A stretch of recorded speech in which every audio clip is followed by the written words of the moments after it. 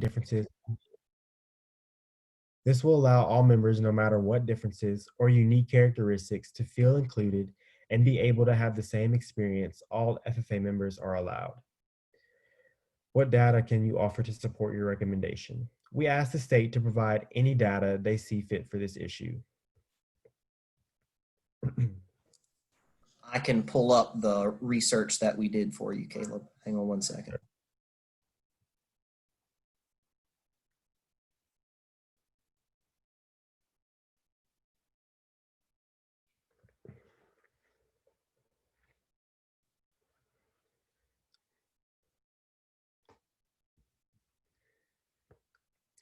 One, was there ever such a task force implemented in Louisiana? What about elsewhere? Excuse me. A task force on this topic has not been previously implemented within Louisiana FFA. National FFA implemented a task force of this type many years ago, but no one currently employed by National FFA was part of the task force. Two, what type of initiatives would the task force be attempting to implement?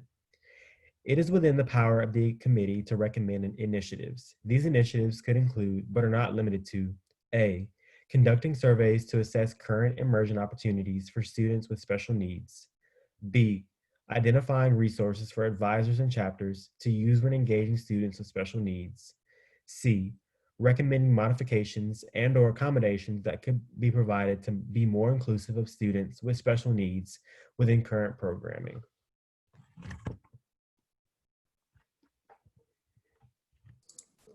And again, Caleb, if you look in the chat bar, I shared the link to that. It's the convention delegates page. You can open all of that information that I just shared on the screen with you.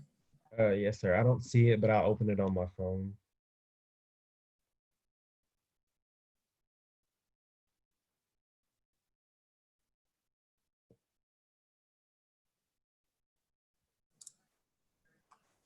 So Caleb, at this point, I would go ahead and just open the floor to the delegates if they have any initial ideas or thoughts. Yes, sir. How would I do that? Can I just say, is there any new business or? This is pretty informal in a committee setting, so if anyone wants to speak, either put it in the chat bar, you can raise your hand and Caleb can call on you. But no ideas are bad ideas right now. Just keep in mind that the scope of our conversation needs to focus around creating this task force or this committee to better assist students with special needs in Louisiana FFA. That's our purpose. Yes, sir. So is there any discussion? What are our ideas? Tioga, my internet is being slow. Can you hear us?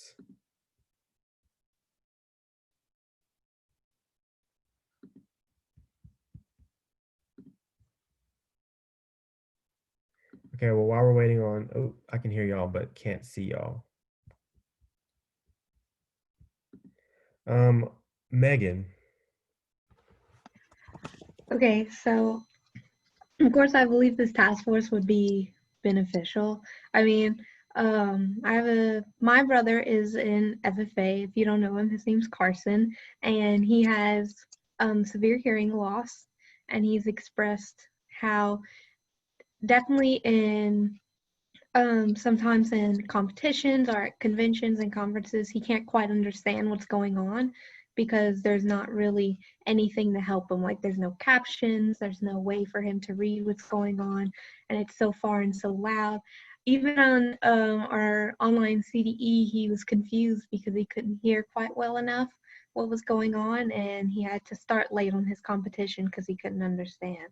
So a task force of this fine to be able to recommend principles and ideas to put in place for people of all types that need all types of accommodations with their IEPs or 504 plans would be very beneficial to our organization.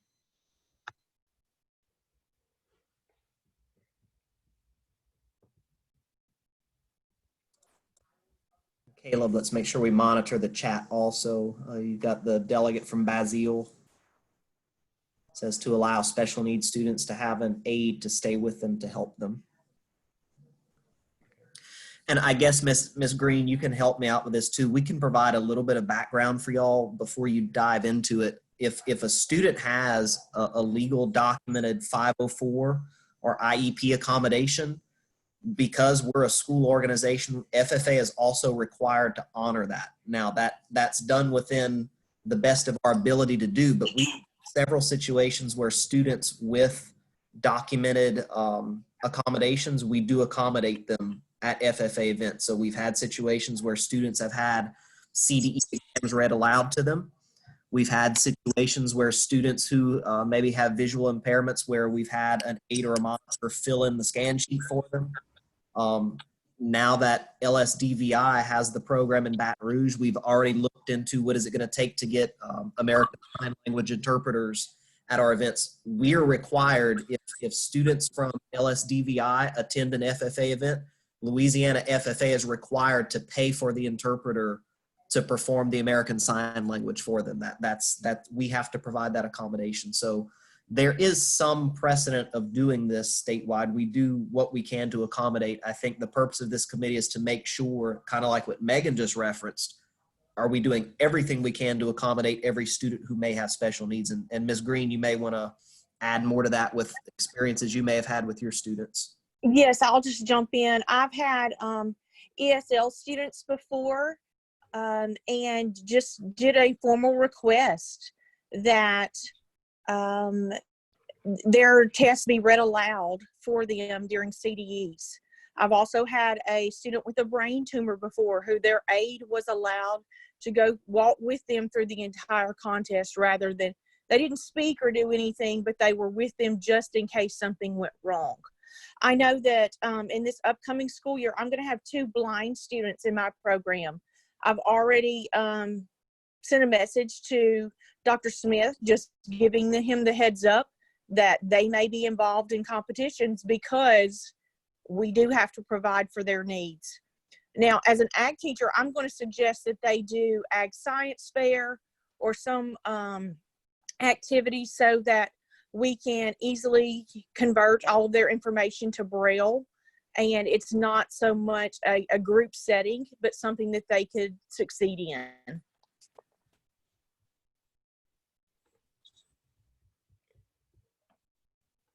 So, Ms. Green, Mr. Green, am I allowed to ask questions? Yep, this is informal. Let's get Okay. conversation and ideas flowing here. Yes, sir. So, Ms. Green, so like, I know you said like agri-science fair, but like, could we do like have students with special needs like in other competitions, like I know like say in P-Law, like having to read off the card, like we could do that in Braille. So like it wouldn't just have to be Yes. agri-science fair, right?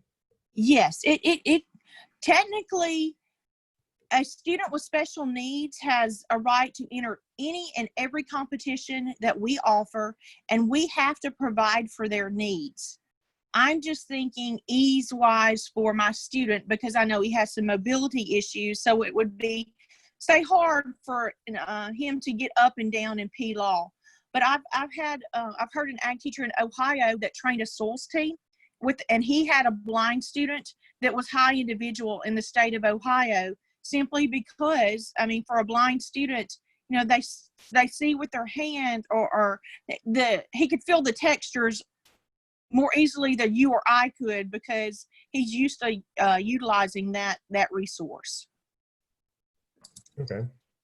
Clearly, some activities would be more difficult. Like if you have a student who has severe visual impairment, it may be difficult for them to do livestock judging.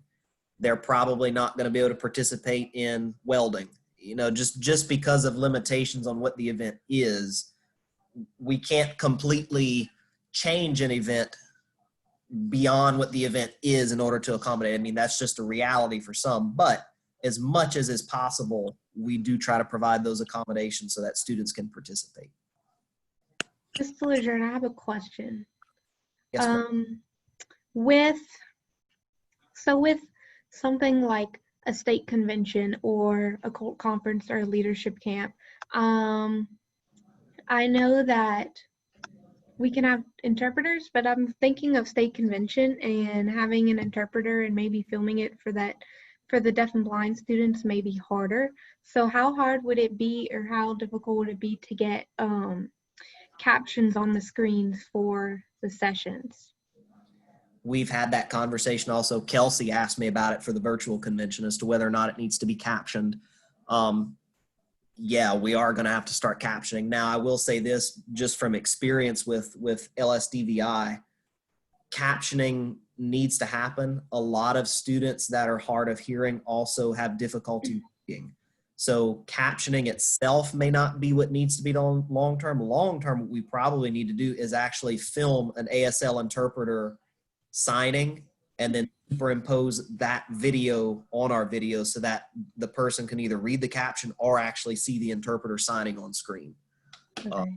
That's part of that's one of the challenges that hard of hearing students face, is that they do have a more difficult time learning how to read because they can't hear. Yeah. And would it also be possible to reserve special seating for those students towards the front?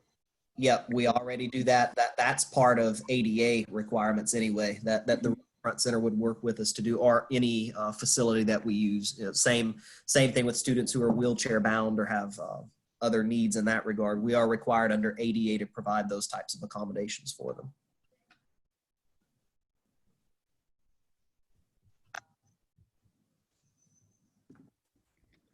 Does anyone else have any other thoughts at the moment? Like Mr. Lejeune said, no idea is a bad idea. And to give you a little more background also, when I say that FFA has to pay for ASL interpreters, they're also not cheap. They charge typically $50 per hour for the interpreters, and you have to hire 2 of them because I believe legally they have to rotate out every 30 minutes. So we are working with LSDVI on what that's going to look like long term, as far as assuming financial liability for it. How many? One of the questions I had, if we were going to have an in-person convention, it makes sense during a general session that we have an interpreter, but once the general session is over, is it required to have an interpreter follow the student around through the entire convention? That was something that's a little more gray in what's required. We'd probably want to work directly with the school in that regard. Because if you're talking about providing 2 interpreters for 4 days for 12 hours a day, your registration costs for convention are probably going to go up in order to cover that. So there are some other things that we need to work through, and I think we can find some common sense solutions to them. Caitlin, did you have your hand raised?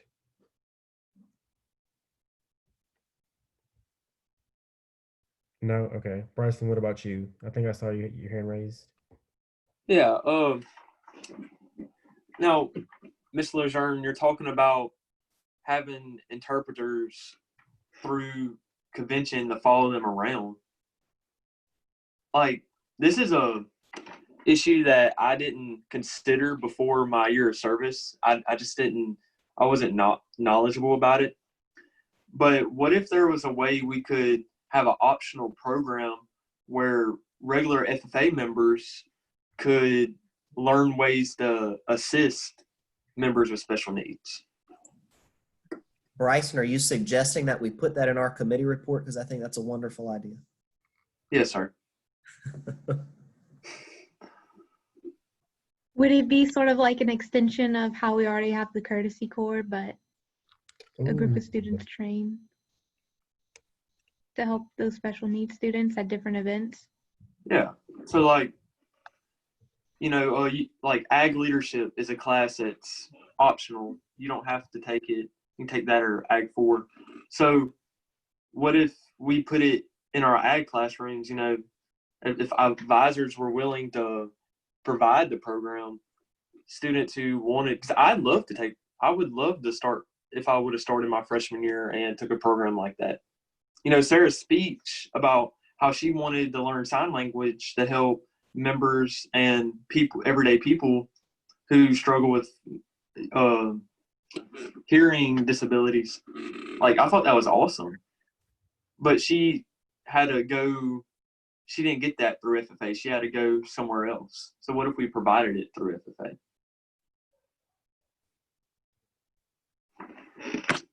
Yeah, Sarah and a lot of our student workers took a class at LSDVI. They offer a night class, I think once or twice a week.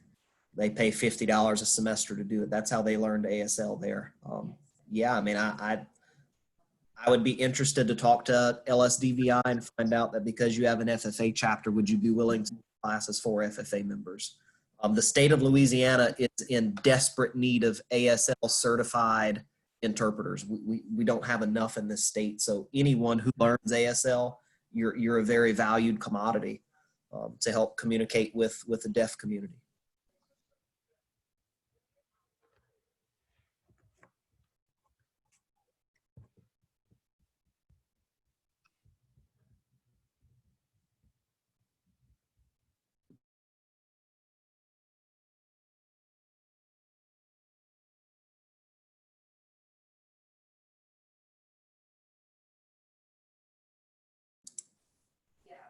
So Caleb, thinking back to the purpose that this committee was to create a task force or a committee to look at ways of improving our outreach to students with special needs. So if we want to gear our thoughts towards that and start coming up with ideas, that's where we need to go with it.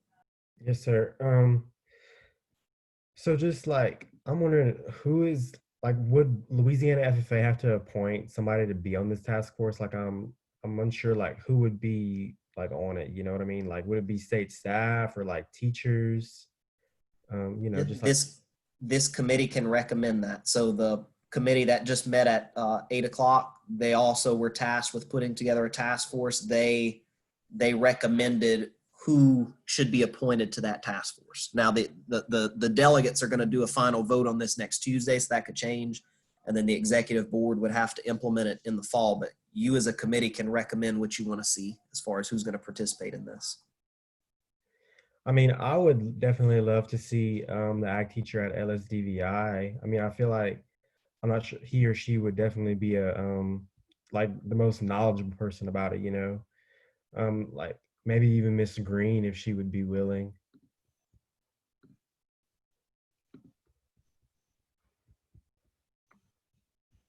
Could we also ask for someone either from the department or from a school system that is versed in IEP and 504 plans for students that have those to be able to go through it?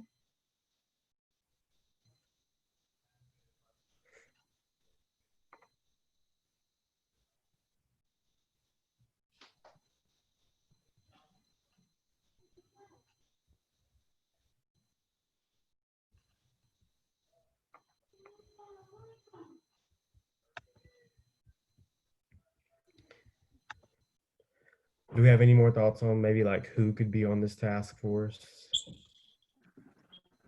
I think we lost Mr. Lejeune for a moment, but Okay. you all can share ideas with anyone that you would think would be beneficial. So your ideas with specific teachers that are specialized in IEPs or somebody from the Department of Education. I think any experts in the field would be beneficial.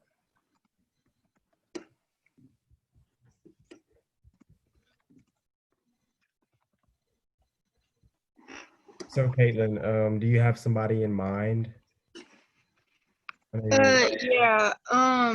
For me, I know that in our chapter, I know that you know this, Caleb, but we have some special needs students who aren't like hard of hearing or blind, but they have things such as autism, and they're still like able to compete in certain contests. But I know y'all said previously how like if they need an interpreter or something that they will like bring it to the contest. Would it also be open for like kids who may have that kind of special needs? Would they still be able to have like their aid or something like that in the contest?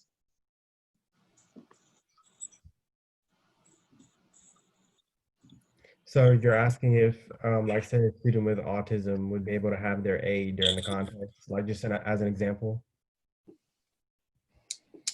Didn't we discuss that earlier? Kind of. I think so, right? Like Mr. Lejeune or Miss Green was saying that in the past when we've had students with special needs, like they were allowed to have their aides with them in case something would happen or Yeah. something went wrong.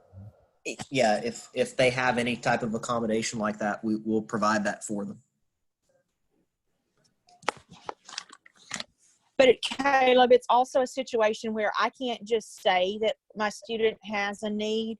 You actually have to provide documentation. So Dr. Smith and Mr. Lejeune would have to have a copy of their written IEP to justify the accommodations for them.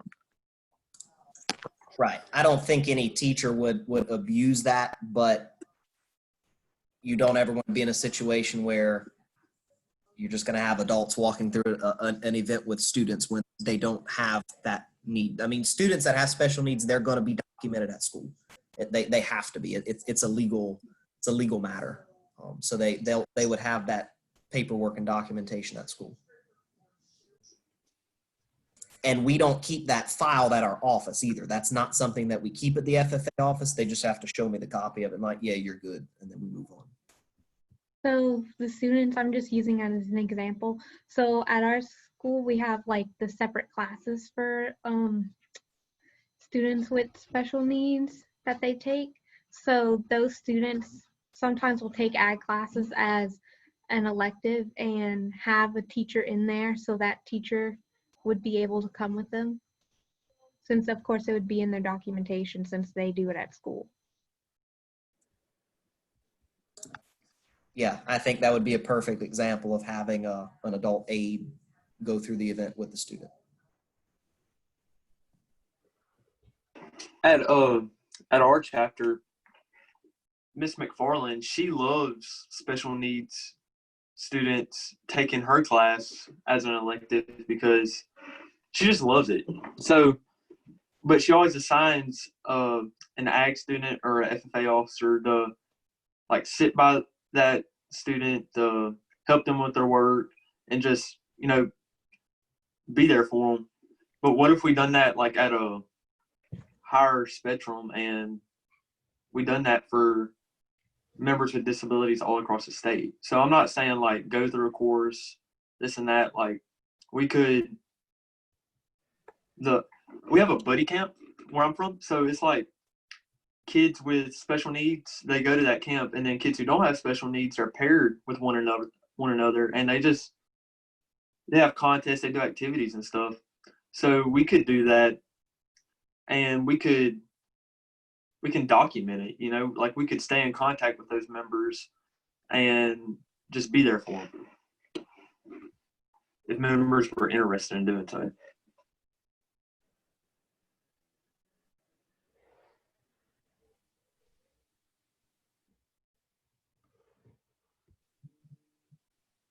Because I couldn't imagine going to like state convention and not being able to socialize with members like I do.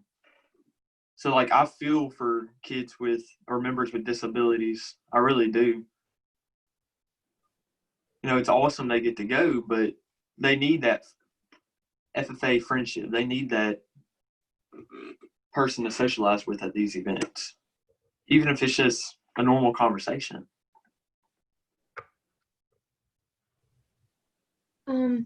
For the task force, would it be beneficial to have like a teacher from each area who's like an actual like special needs teacher at a school? So like I know there's a special like there's a teacher who teaches special needs that ends up coming to the ag class with the students that want to take our ag. Would it be beneficial to have those type of teachers on the task force as well, since they're the ones that directly work with special needs students? That way we have representation not only for the deaf and blind, but also for the direct special needs.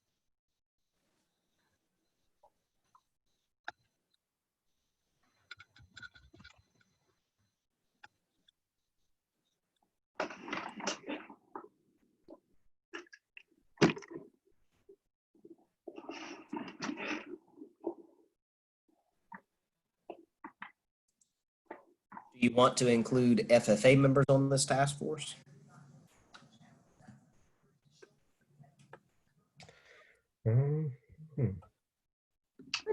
I would say so. You can put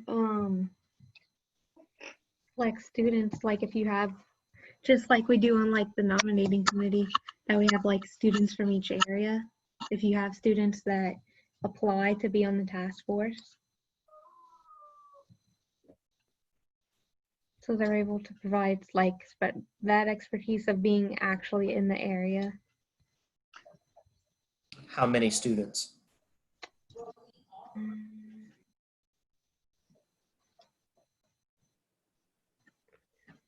You do. Do the one from each area again, maybe, like, but so it could just be like just any student at all, like if they want to be on it. But But they have to fill out an application, sort of. But that's what I'm saying. Like any student can fill out this application. That, like,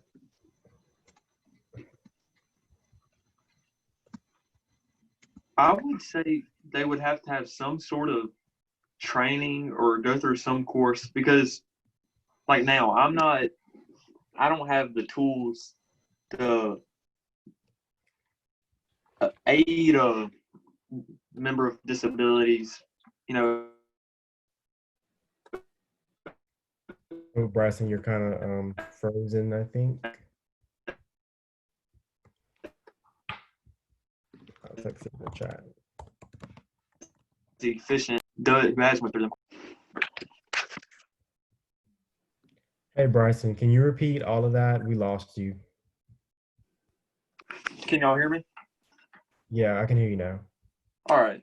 So I would consider that the members who want to, do that, they would have to go through some sort of training, some sort of course, because like I don't have the tools to aid a member of disabilities as efficient as someone who does. And it's a very big gap in those abilities. That's kind of what I meant, Megan. Like, just like, can any student apply for it? Like what Bryson said. So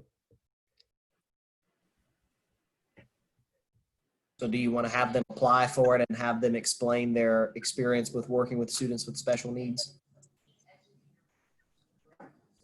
but like if they don't, say like they don't have any experience, like where can they get that like training or whatever from, Exactly. What Like, about there's someone some, like my brother who has a disability? Would that count as his requirement to go in if a kid with a I mean, yeah, I would think so, Megan, because like he experiences that every day, so like he knows very well.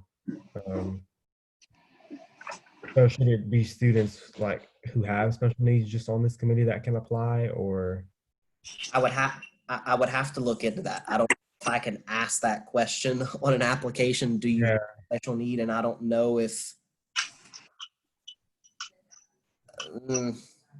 I don't know. I don't know if I can restrict it to students with special needs or regular education students. I'm not sure. I'm not sure how effective this would be, but I propose that we could record some type of workshops from people within our FFA or our FFA association, like Sarah, who have that experience, and use it as some sort of training. But I don't know the requirements that you have to check off to be able to do that. and it's like to me, like, okay, would this student have to like know, say like ASL and maybe like how to I don't know, like would they need like a bunch of different skills, or can they just focus on like one certain skill? Like, you know what I mean? How can I explain that better? I think that, but if we already have like the trainings, if we implement that, then that is the trainings to get ASL. If we just have like unless we have 2 FFA members from each area, that way we can, like, I don't think we should have it all with just, like, if we have 2 from each area, we can, look at where we have, some that have disabilities, some that, have experience. Like, if we can't just make it all about ASL. Like, we need to have some students, but not every student with disabilities in the state requires that ASL. So if you focus all on that, you're leaving out a whole different brand of students with other disabilities that have mental, that have even physical conditions, like if students have diabetes that have to have their monitors on it, just there's all different types of students that need accommodations, and you can't just focus on one thing with Okay. each member in this task force. Yeah, thanks, Megan. Like, that was what I was trying to get at. She explained that way better than I did. That's why it's important to just have, if we have 2 members, that'd probably be more beneficial from each area. We can have more students. I'm And if just you're look- thinking, like, in a way where it could be any type of students and that are in it. That way, you have students that can share what they're going for. Like, you don't have to be trained in ASL to be on this task force. It looks like too, if you do want to include these special education teachers and the LSDVI teacher, I mean, you'll have expert background in all those areas on the committee already too.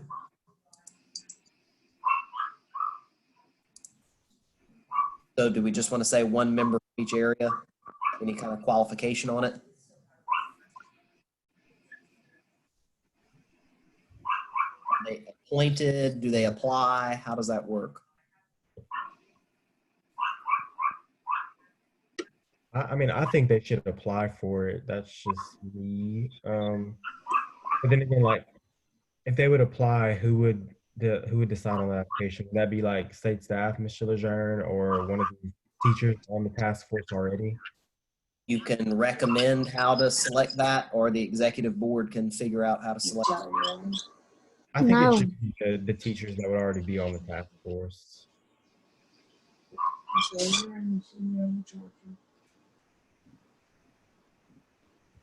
Well, Yeah.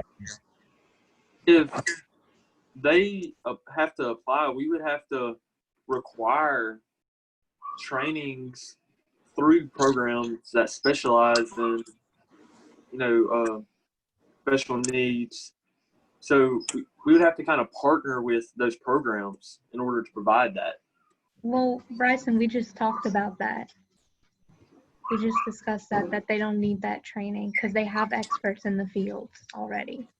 This is just member input from what they see or experience. Who reviews, like, students have to apply for, like, committees and all already, right? Like, to be on nominating committees, who reviews that and decides on that? The state president. That's the state president's responsibility to appoint it.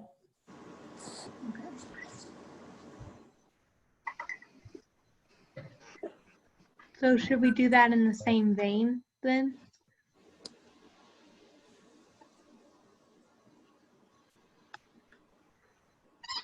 Dutchtown 1 says he or she thinks that everyone should be able to apply. Some members may want to be in a field such as teaching special education students as their profession.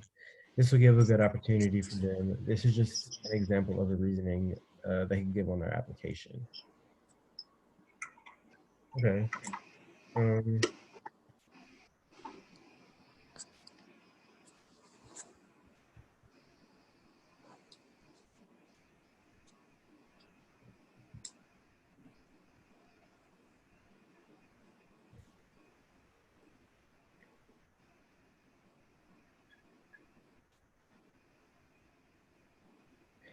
It's okay if you can't figure this out now. You can forward this on to the executive board and they can figure out way of getting through it. I don't want you to get hung up on this one detail today. I don't want to do this. Yes, sir. I think we could just wait to decide on that. All you gotta do is sit there. But it's gonna be an hour max. So is there anyone else that Already you missed like 35 minutes. Hey, Santa Monica, would you turn your mic off, please? Thanks. Is there anyone else that you would want to put on the task force?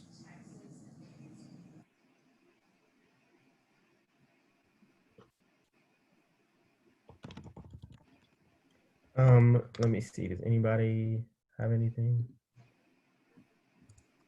No, sir, Mr. LeJourn. It looks like we're good with that.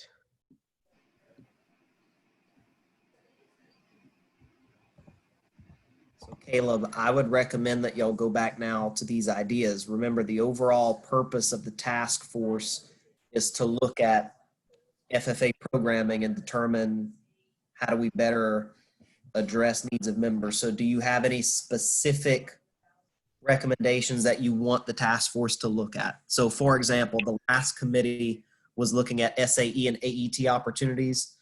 They broke their committee down into 3 parts. They want the task force to look at partnerships,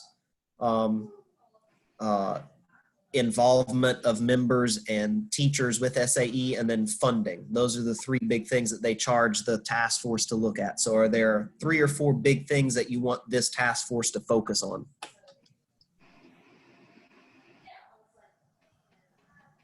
Okay. And what you can do, Caleb, is you take the delegates, y'all come up with those 3 or 4 big ideas. We'll vote on each one individually, and then we can add details to them. That'll create the committee report. Yes, sir. All right, guys. So we have any ideas on that? Caitlin, what was your question? I'm sorry, y'all. My question was like, how do we know which special needs will be on the task force? Because I know we were talking about ASL and deaf, but like, how do we determine like for the application, what type of people that have that could like apply to the thing, like to the task force? Didn't we kind of discuss that? Like, oh my gosh. Anyone could apply. They don't Yeah. have to have, Anybody can apply, you know, they don't have to have like a special need or whatever, you know? because we already have specialists from each area of disabilities on the task force.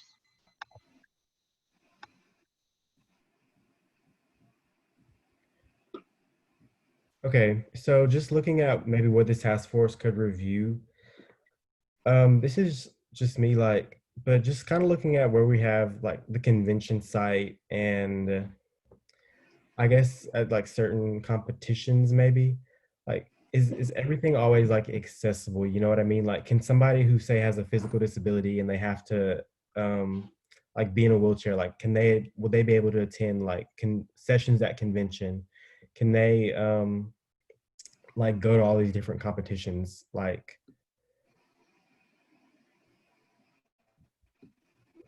because I know, okay, like we always take a bus. Like when Elton goes to competition, we always take a bus, you know, and it's like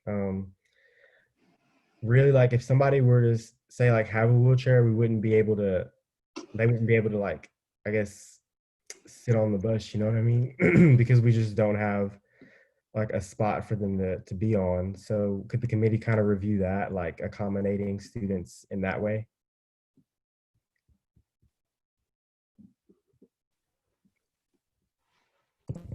Does this line summarize that, Caleb? Oops, sorry. I can't see it. Yes, sir, I think so.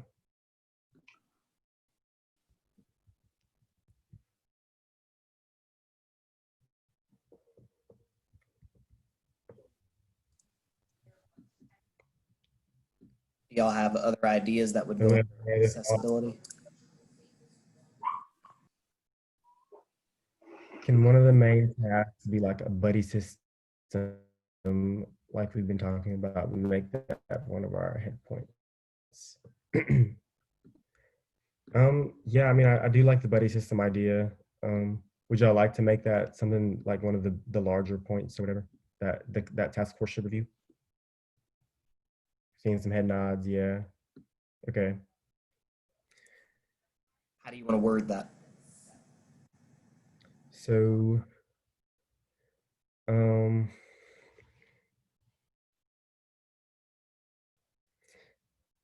um, uh, I guess buddy system between students with special needs and other FFA members at different events, maybe. Just as a thought, because that's kind of similar to this one, opportunities for students to learn, to assist. Are you trying to say that one of the general points is that we look at, and Ms. Green, you might help me with the wording, I'm not sure how I'm trying to say this, looking at ways of educating regular education FFA members on special education and how to socially interact with them? Is that kind of where y'all are going with it generally? I think so. Yes, sir. Ms. Green, is that sensitive in the way that I'm wording that?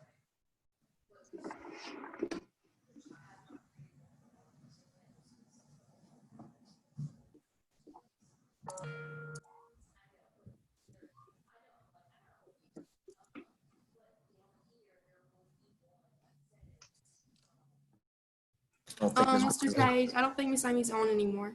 Yeah, I think she jumped off. Trying to think of one or two words to summarize that.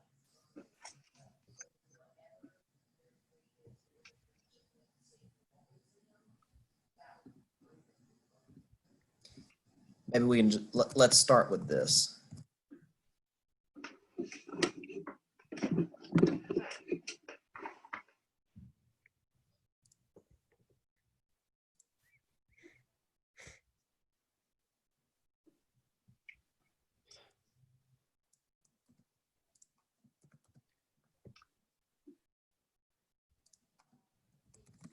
Does that kind of summarize what you're talking about? I think it does.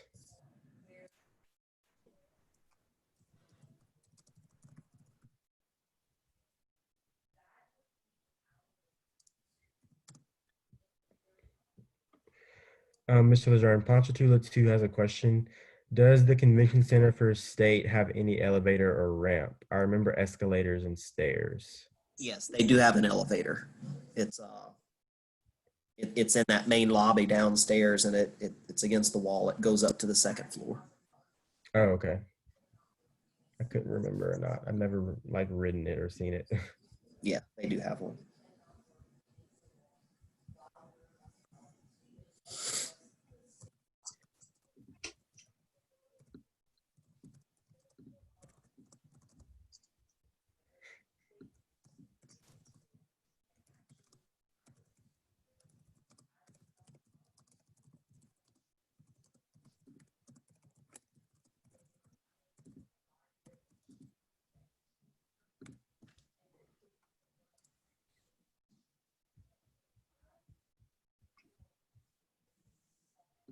All right, do y'all have another point?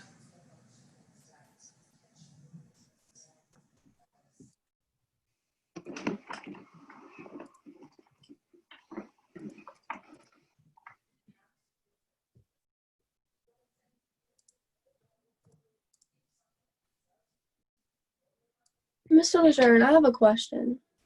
No. Under accessibility, would like the captions that go on the screens at convention and all, would that go under that category? Would. Or would that have to be a different one? Nope, that is accessibility. Okay, thank you.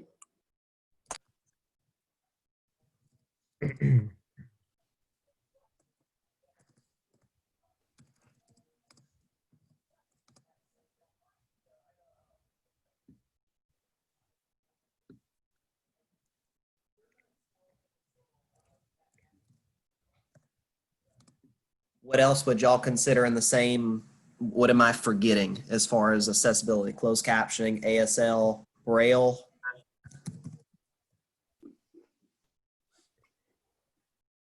Do y'all know any of your schoolmates or classmates have any other technology that they use to help them better communicate? I know some when they're writing, they have like electronic devices to help them write with. I don't know if any of them do like voice to text transcription. That could be a thing.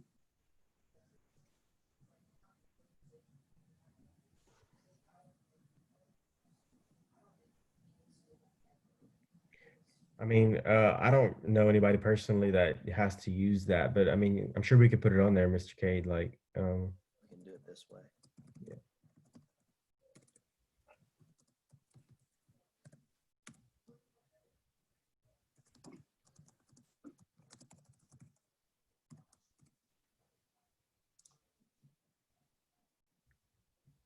These are all good ideas. I think y'all are starting to pull it together now. What else can you think of? Think about FFA events that you've participated and attended. Just thinking now in terms of special education, are there things that in your mind stick out to you like, whoa, that's not going to work for a student who may need accommodations? How can we?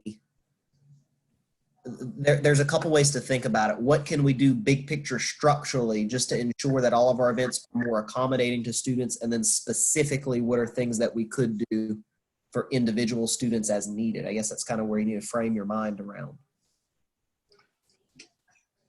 Well, I know at leadership camp, you know, a person with a physical or a member with a physical disability, it would be a lot harder for them to participate in a lot of the activities that we do. So maybe have accommodations from the task force. They have like sub activities for those events, but regular FFA members who want to participate in those events can. So, you know, they're not.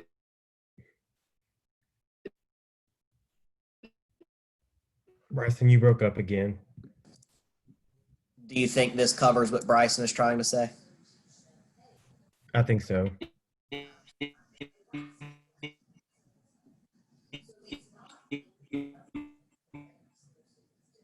Yeah, Bryson's having some internet issues this morning. I had a state officer told me one time that she did a chapter visit, and the activity that she had planned, it never crossed her mind that there would Shape, be way, or form different than us, areas. but we should seclude them to their own activities. Right. Can y'all hear me? Now we Yeah, can. we can hear you now. Y'all can hear me. But I think FFA members without disabilities should be encouraged to also participate in those activities. So we shouldn't seclude members with disabilities because, you know, that just don't sit right with me. Well, and legally you can't do that. You can't exclude them. You have to be as inclusive as possible legally. Yes, sir. But we can accommodate them, but it should be normal. It shouldn't be. You get what I'm trying to say? I don't know if I'm making sense. No, you do. I mean, it's within common sense, Bryson. I mean, a student who is, you know, physically handicapped or paralyzed probably will not be able to go down the zip line at camp. That doesn't mean we don't run the zip line. It just means that we make sure that we have opportunities for those students also, and that when those students participate in those opportunities, they're not segregated on their own in those opportunities. That it's things that they can still be involved with other students in, if that makes sense. Yes, sir. Exactly. You definitely cannot say that that's the wheelchair activity over there. You can't do that. That is illegal. We would not do that. You just have to be careful in how you present those opportunities. Should we have measures to review for like, to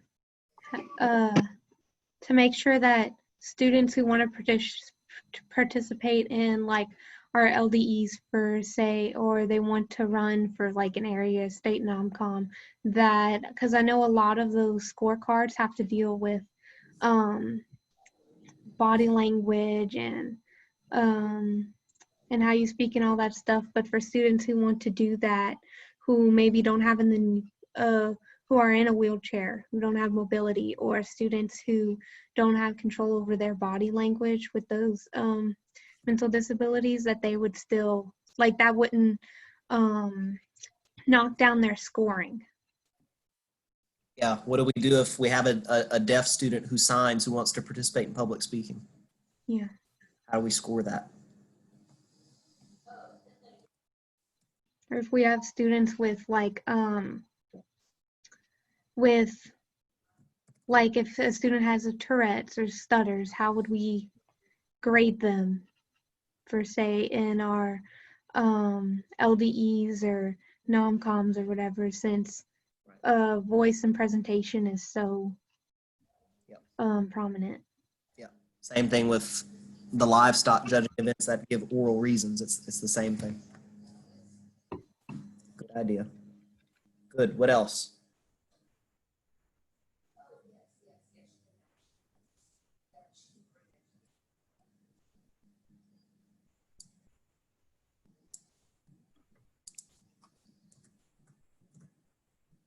Y'all are talking down here about funding, supplies, resources. Do y'all want to start another bullet on resources? You want to do this? What other ideas do you have in terms of resources?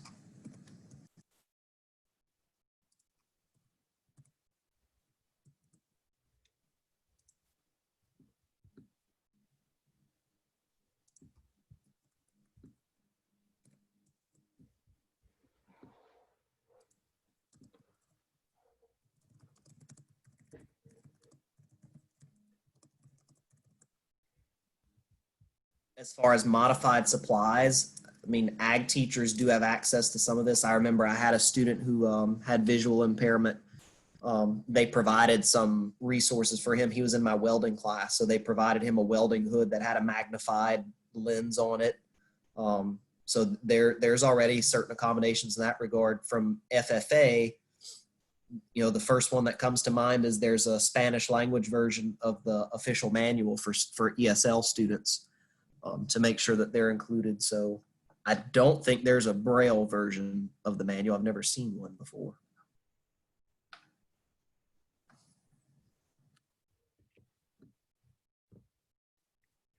What about having like a Braille like convention pamphlet?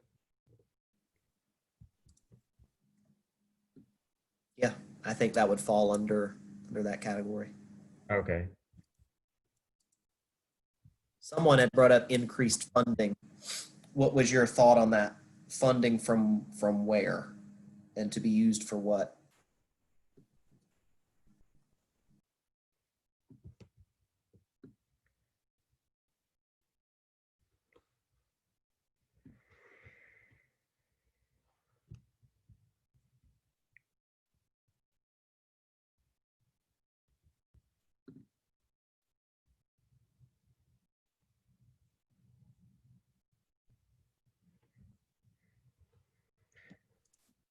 Wouldn't Braille be expensive for a pamphlet? I'm actually not sure. Mr. Lejeune, do you know? I don't know. I mean, in reality, when you're talking about like the convention program, we're slowly moving away from paper programs to begin with. We're gonna eventually try to just strictly do the mobile app. So there may be technology aside from Braille. There might be technology where the app will read it to you, or I don't know that Braille is the only way to go about it. But I think that's something that this task force could look into. I have no idea what it costs to produce Braille.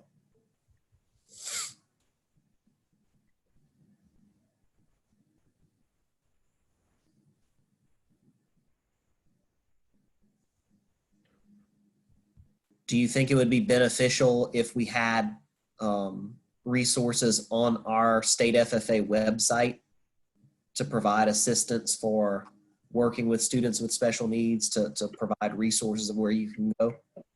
Definitely.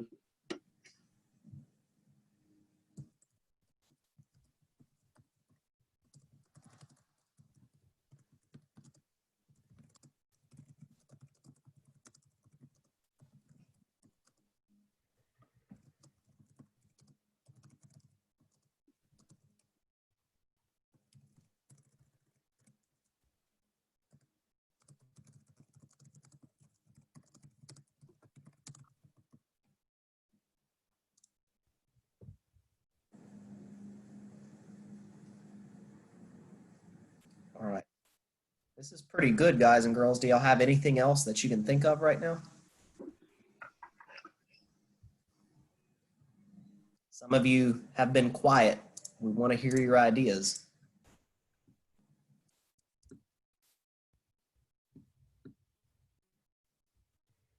I mean, anything that we don't think of, I think that the task force can definitely come up with, better points if need be. I mean, I don't know. We're kind of trying to be real creative and trying to think of all scenarios.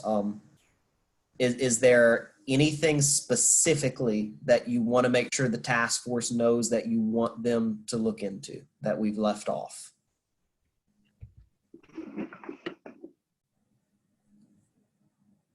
I'll scroll through it slowly again so you can all see it. Ooh. So, will the task force be able to hold, I don't want to say events, but like conferences and functions at events such as like state convention to help advocate for this cause? Yeah, I mean, if they think that that would be important, we clearly could incorporate those. I think that'd be pretty cool to help educate, just members on what we're offering or what the task force is offering.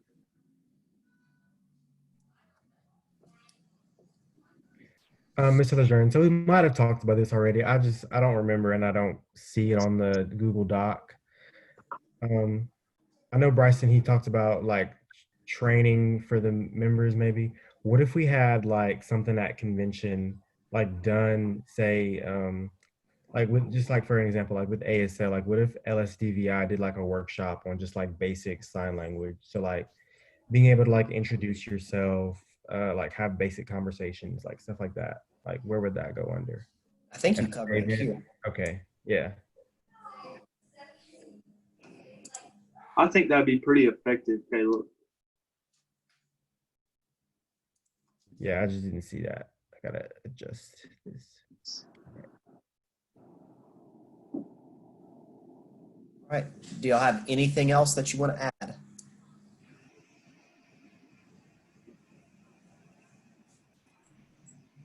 If not, Caleb, what you'll need to do is get an official motion from one of the delegates, move to accept this report as it's written, get a second, then they can debate it, and then we'll do one final vote. And I'll need to record who makes the motion in the second. So okay, let's just type in that. Is there a motion to approve this report? Is that I need to ask it, Mr. Lejeune? Yeah, someone just needs to say, I move that our committee present this report to the delegate body, something like that, just so we know that this is what you're presenting.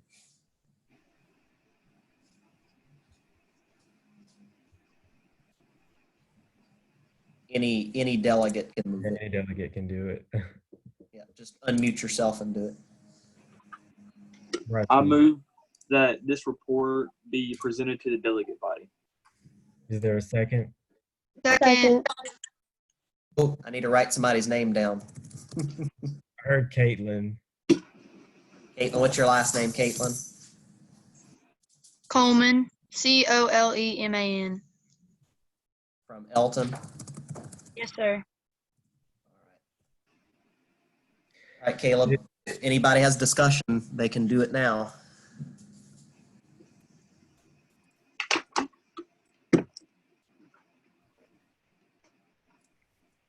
Okay, hearing none, we shall now proceed to vote.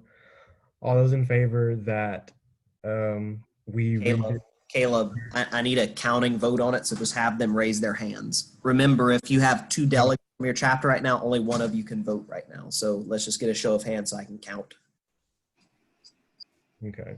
Would you like them to do that like with the raise hand feature? That might be a Yeah, little bit. that's what we did in the last committee. It worked fine. Okay. Guys, if y'all aren't familiar, go down to participants and there's should be like a blue raise hand. So all those in favor?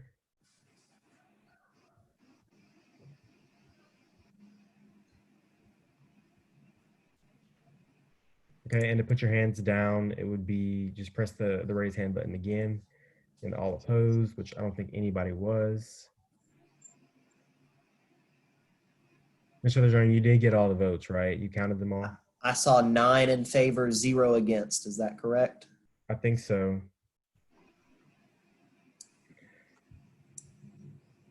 All right. So what we'll do, guys and girls, this is your committee report. It's going to be presented. Your chairman will read it at the statewide delegate meeting on Tuesday. So remember, 2 delegates from your chapter need to log back on at 9 a.m. on Tuesday at the same link. We'll have the statewide delegate meeting. That's where we're going to vote on state dues. You're going to vote on the 4 committee reports. You're going to approve state degree recipients from this year. And we'll have our POA and audit committee report. So that'll be Tuesday morning at 9 o'clock. So make sure that 2 delegates from your chapter log in at that time. That's all I've got, Mr. Chairman. You can adjourn them if anybody else, no one else has anything else to discuss. Well, is there any other new business? Okay, hearing none, this meeting is adjourned. Thanks everybody for coming. We really appreciate all y'all's